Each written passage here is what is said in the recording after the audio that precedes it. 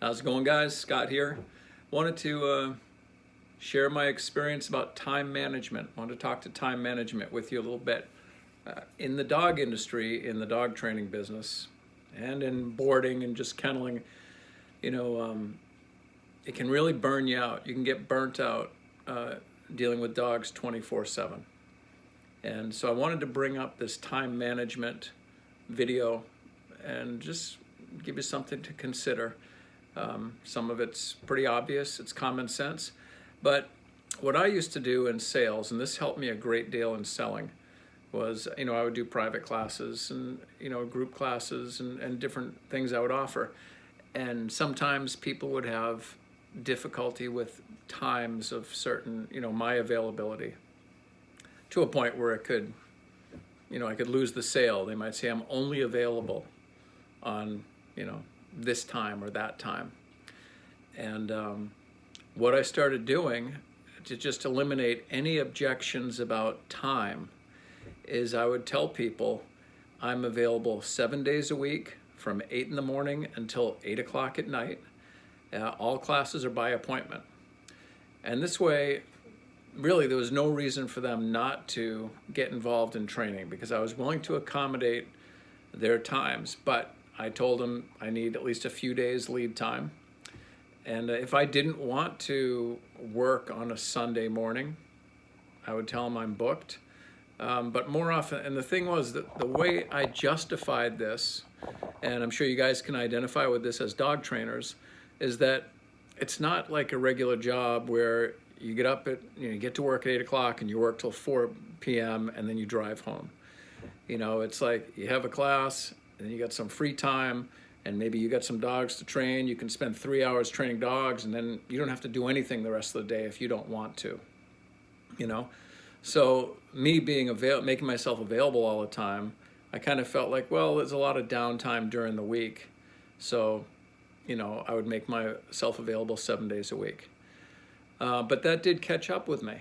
I wound up, just getting kind of burnt, never having any, the problem is you can't just take a whole day and go do something. If you got one class in that day, you can't do something that may require 8 hours of your time. You want to go climb a mountain or something, the kind of thing that my wife and I would do. It's like we can't leave for that, to get there, do that, and come back because of this one person that we're accommodating.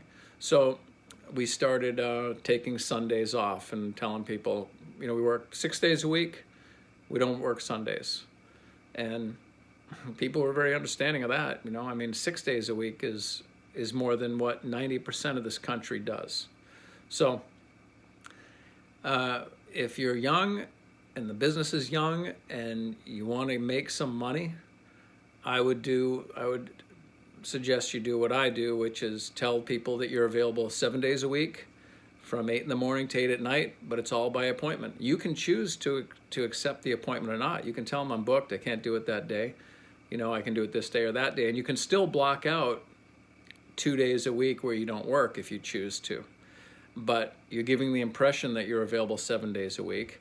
And of course, if someone says I'm only available on a Sunday, between 9 and 12, and they want to book a block of 5 classes, then you're going to be there for 5 weeks, Sunday morning with this person. So, and then, and I don't do any standing appointments. I never did standing appointments with people because if they said, okay, I just can do Sunday morning and I want to block out the next 5 Sunday mornings.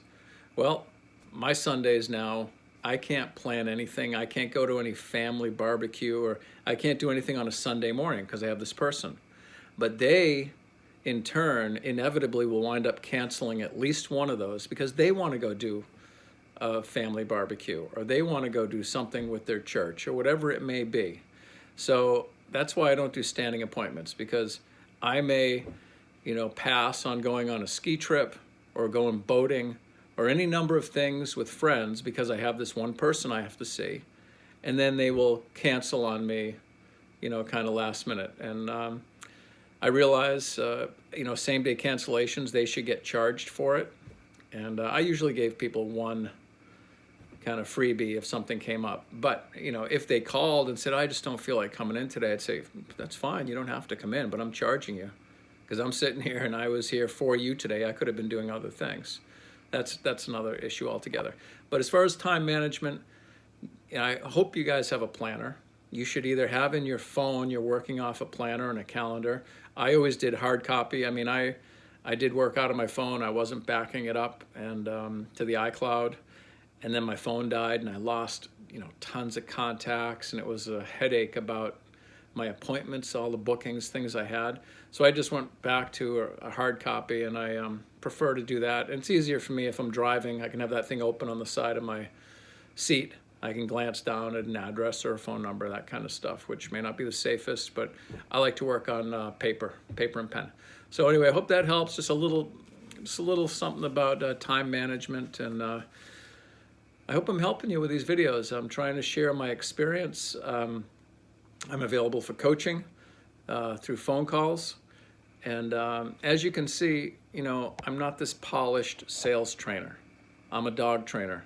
I'm a dog trainer that's been selling dog training for 15 years. I've sold millions of dollars in dog training, one dog at a time, unless there were multiple dogs in one house. But it wasn't like I had a daycare. I didn't have dog training and daycare and pet walking and kenneling for the public and a dog wash, a grooming studio. It wasn't any of that stuff. It was just training dogs. And I was able to make a real good living, and I'd like to help you guys make a good living if you need help. So that's about it. Scott at Six Figure Dog Trainer. Check out sixfiguredogtrainer.com. Peace.